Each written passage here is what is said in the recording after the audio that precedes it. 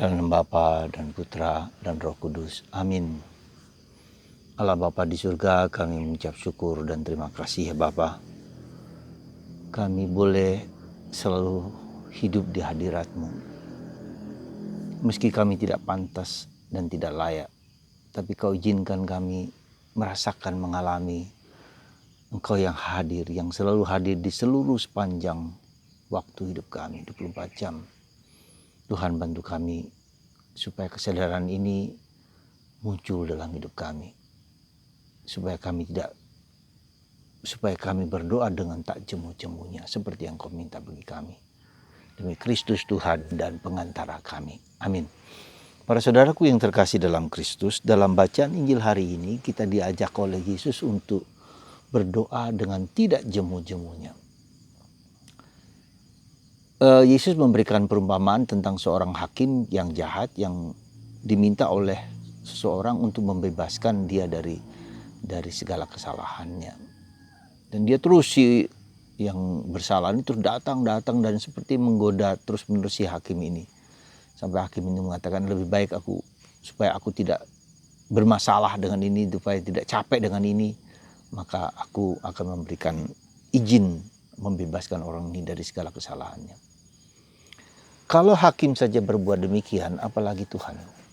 Hakim yang jahat saja mau membebaskan orang dari kesalahannya. Tapi apakah Tuhan lebih daripada itu? Yesus mengatakan, lebih daripada itu. Nah, jadi kita berdoa tidak jemu-jemunya dan juga Tuhan tidak akan memberikan yang terbaik. Maka kita harus berdoa dengan tidak jemu-jemunya. Nah, dalam Paulus dikatakan berdoa senantiasa, selalu berdoa senantiasa. Apakah mungkin kita bisa berdoa tidak jemu-jemunya? Apakah mungkin selama 24 jam kita bisa berdoa tanpa henti-hentinya? Saudaraku yang terkasih dalam Kristus, kita ingat akan tradisi Karmel. Mungkin sebagian dari Anda belum kenal dengan spiritualitas Karmel. Spiritualitas Karmel itu adalah spiritualitas untuk hadir hidup di hadirat Allah. Ya. Dan inilah spiritualitas dari Nabi Elia, ya, hidup di hadirat Allah. Allah hidup, kepadanya kami menyembah, kami sujud. Artinya apa? Tuhan itu sebetulnya hadir selalu dalam diri manusia. Tuhan itu menjadi dasar dari kehidupan manusia. Ya, tanpa Tuhan tak mungkin kita bisa hidup. Katakanlah seperti itu. Ya, seandainya Tuhan melepaskan semua apa yang Dia ciptakan ini, maka habislah manusia. Ya. Dan Tuhan tidak pernah melepaskan itu, kecuali kalau manusia menolak Dia sendiri.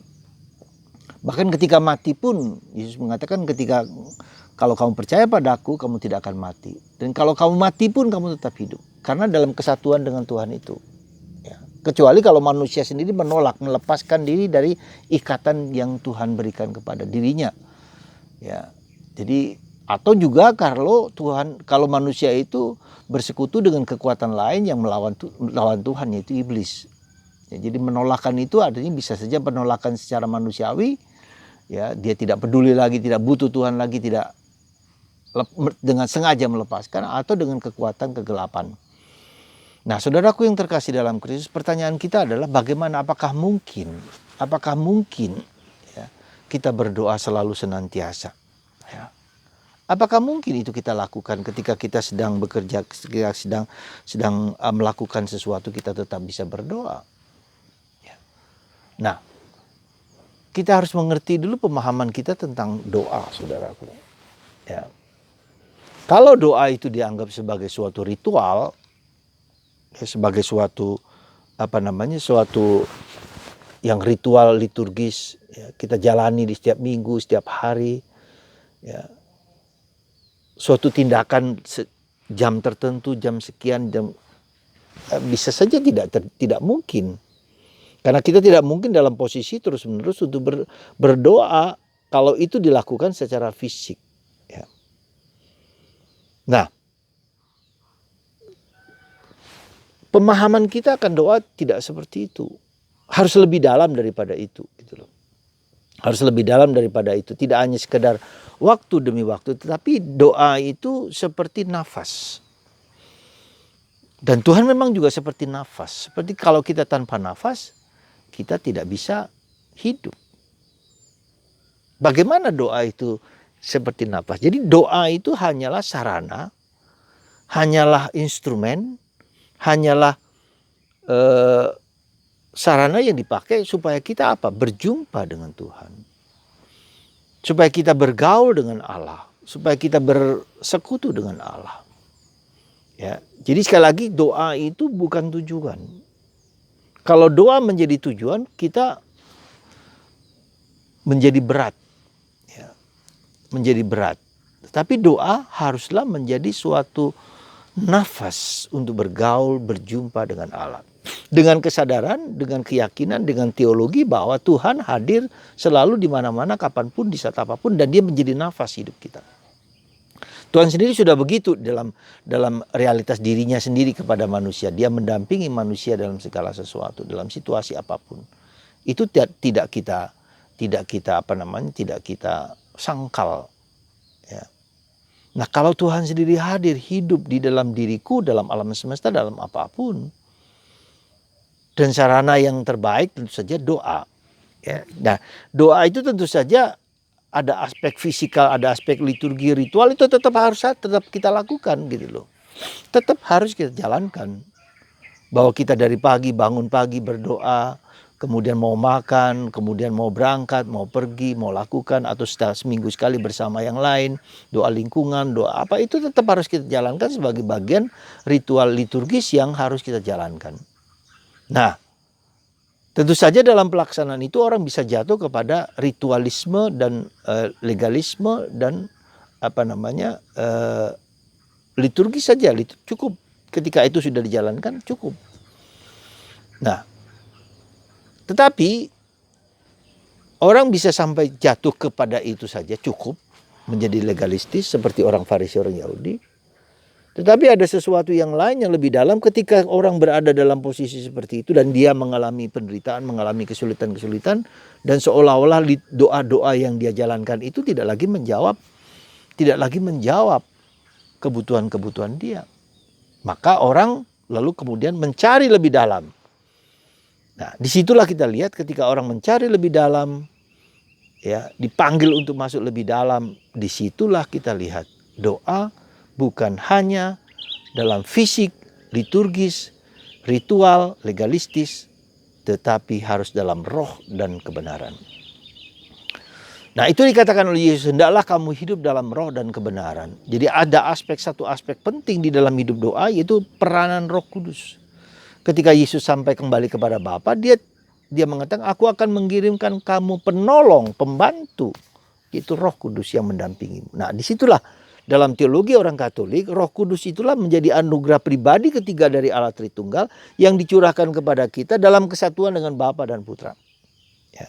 Jadi mendampingi. Jadi roh yang Yesus yang sudah mati itu, ya, yang sudah wafat dan bangkit, sekarang tinggal dalam dalam diri kita lewat roh Bapa, Putra dan Roh Kudus dalam kesatuan dengan Bapa. Jadi dengan kata lain kita tetap dalam kesatuan dengan Bapa, Putra dan Roh Kudus, dalam kesatuan dengan Yesus, dengan kesatuan dengan Bapa, karena Roh Kudus itulah. Nah, jadi ada dua hal penting yang harus kita jalankan dalam roh dan kebenaran.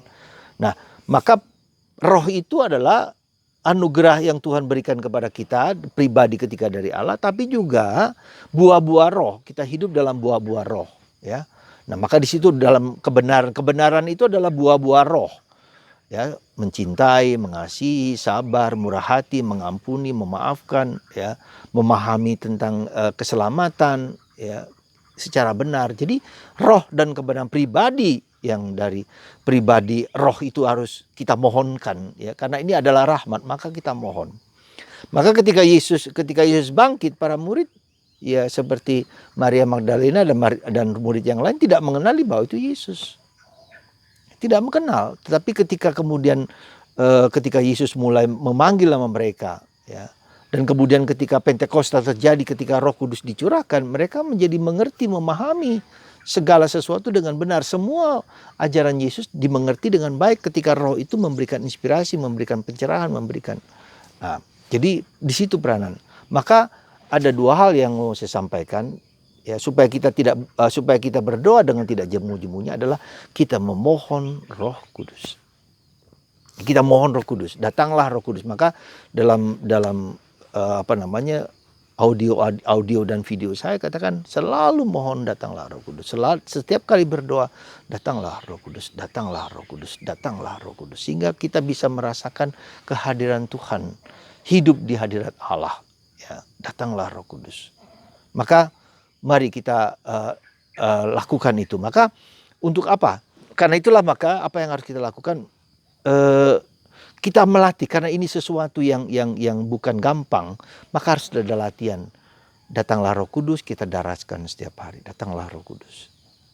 Jadi roh kita yang berdoa, pikiran kita dan mulut kita, tapi roh kita. Mulai dari mulut kita dulu, nanti mulai pikiran, lalu mulai merasa. Datanglah Roh Kudus, datanglah Roh Kudus. Kalau Anda mau serius dalam hidup doa, katakanlah 100 kali, 2 kali putaran rosario, 100 kali atau 200 kali, datanglah Roh Kudus. Nanti itu lama-lama akan doa itu sendiri yang berdoa untuk kita. Paulus mengatakan roh yang dalam diri kita berdoa untuk kita. Karena kita mulai dengan mulut dulu, kita latihan itu dengan mulut, dengan pikiran, lalu kemudian kita lama-lama roh itu yang bekerja untuk kita. Jadi saudaraku terkasih, perintah Yesus untuk berdoa tidak jemu-jemunya adalah suatu undangan, suatu anugerah. Supaya Tuhan hadir, kita hadir.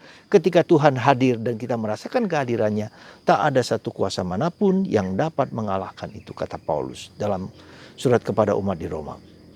Ketika Tuhan hadir, segala kuasa manapun bertekuk lutut di bawah kaki Yesus. Nah, itulah tujuan dari doa kita. Ya. Maka ketika kita berdoa, Roh Kudus hadir, maka kita, pikiran kita, hati kita, seluruh diri kita, ya, dibimbing, dikuasai oleh Roh Tuhan. Itu idealismenya, itu perjuangan kita. Maka Anda yang mengikuti, mendengarkan audio video saya, latihlah itu. Ya. Sampai sekarang pun saya terus melatih sejak frater sampai sekarang. Itu yang disebut dengan doa-doa singkat. Ya, dikatakan datanglah Roh Kudus, datanglah Roh Kudus, datanglah Roh Kudus, datanglah Roh Kudus. Ya, datanglah Roh Kudus. Terus sehingga hidup kita lebih damai, lebih tenang, lebih tentram, lebih bahagia. Karena Roh Kudus membimbing, menuntun kita.